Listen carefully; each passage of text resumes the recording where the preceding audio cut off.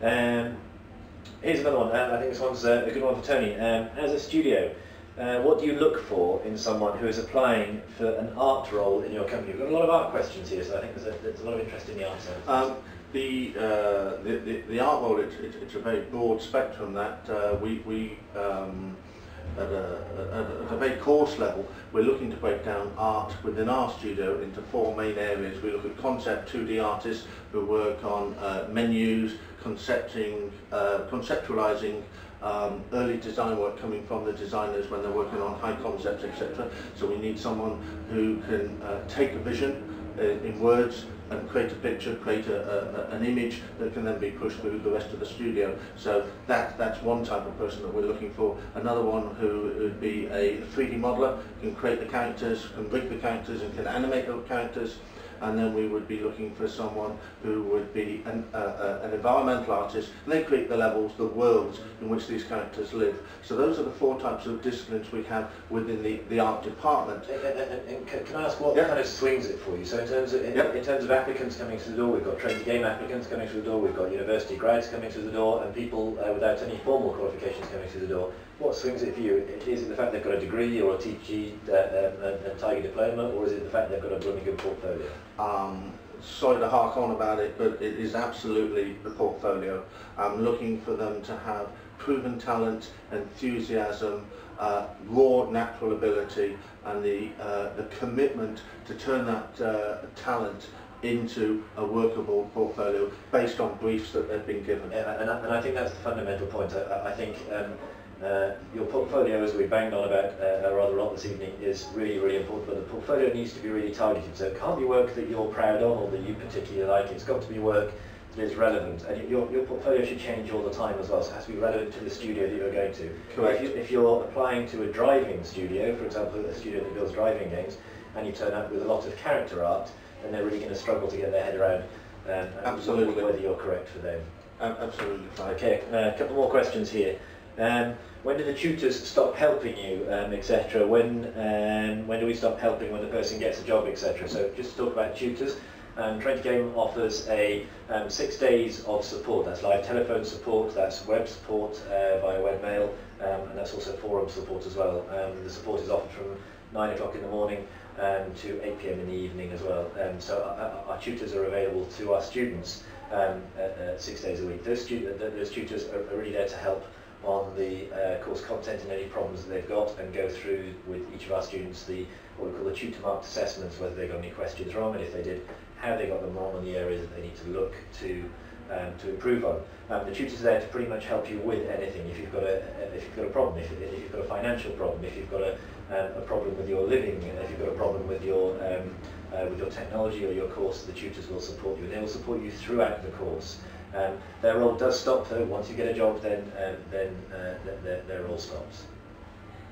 Is that a reasonable question? Anything to add there? I suppose just really adding on or repeating the point you made earlier. Once the tutors stop educating the students, as it were, then of course Train2Game, obviously through its jobs board, TIGA through its jobs board, then has an opportunity to help people to get into the industry. Absolutely. We have a question from Rico. He asks, as well as applicants tailoring work to your studio's needs, how diverse should the portfolio be? So we've got another question on portfolios to make themselves employable. So how diverse should their portfolio be? I think we sort of answered that. Actually. The very short answer is as diverse as it can be. If I was to take the example of art, which we used last time, I would look at the application that you're going for, the job slot that you're going for, and if it was to do with a character artist, then target your portfolio towards character art. But within that targeting, within that focus, make it as diverse as possible. Add concept art, add realistic art, add cartoon art, add science fiction style character work. If the job specification doesn't allow you to focus the portfolio down that tightly, then make it as broad as you can. Another good question. So portfolios, again, super important. Here's a great question. I think Richard, this one from you, in fact it is targeted directly at you. Nick says, Richard, you talked about UK investing in the games industry. Don't you think the government should give students like me more support when training? And he mentions the industry specifically there. Well, the issue with training, of course, it falls on three groups of people, really, or three groups in society. The students themselves, employees, have to take steps to invest in their own training, companies have to invest in training, and so does government. With regards to UK games companies, I'm pleased to see our latest research shows that a typical development studio will spend about 6% of turnover on training, which compares reasonably well to other sectors. With regards to the government itself, we're very keen for the government to maintain investment in higher education. It's very, very important in terms of knowledge transfer, creating good quality graduates. In terms of investing in education, mainstream education, that's very important so that people get in a position to study either in university or to go on courses like Train2Game. I think that's very important. I also think it's important that existing training schemes like the simply named Train2Game should also, of course, be used in a flexible fashion, so that it's not simply focused on low-level skills, but focused on high-level skills, which are often needed in the game sector. So I think all three groups, all three sections in society have to take responsibility with regards to training, as students and employees, studios themselves, and of course government. So all three are important. So Nick, I hope that answers the question for you. Okay, we have another one. How well is Train2Game recognised in industry, especially after the Develop quiz? Tony, you chaired our Develop quiz team, and I believe you came joint 11th, was it? It is joint 11th. I was very, very pleased. We had a very good night, and just as importantly, the students who won the competition to be part of that quiz did very well. They acquitted themselves very well. We got lots of recognition from the rest of the competitors. No, I think it's doing okay. We had to, as a brand, as a course, we had to reach a certain critical mass before we can start to roadshow the rest of the courses to the rest of the industry. We're at that, and we're working very tightly with Richard to do exactly that. Okay. Thanks for that. Sorry, I was looking at some other questions there. I think we've got an interesting one. It says here,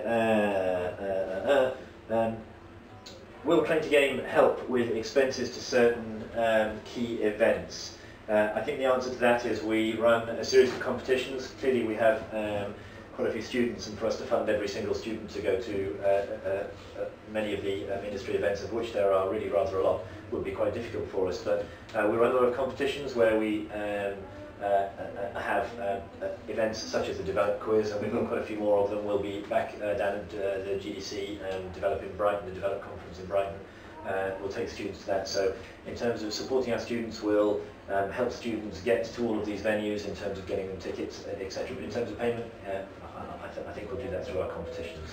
And if I can just add to that, Clive, the competitions that we're doing are multi-scoped in what we're looking for from our students. Some are talent-based. In other words, we will award the prizes to the most talented student. Some of them are commitment-based, and therefore we will award prizes to the student that has shown the most commitment. Some are more fun, some are creative, some are technical in nature. So that way we offer prizes and therefore support to the whole gambit of the student base that we've got. And I believe also there are some opportunities that people can talk to their job centres and their local government where they can get grants for attending certain conferences and certain games industry events. Kelly asks, how do you get the most out of your Train2Game course? And do you feel that she would be employable afterwards? I think we talked about the employable one, but how does she get the most out of her course?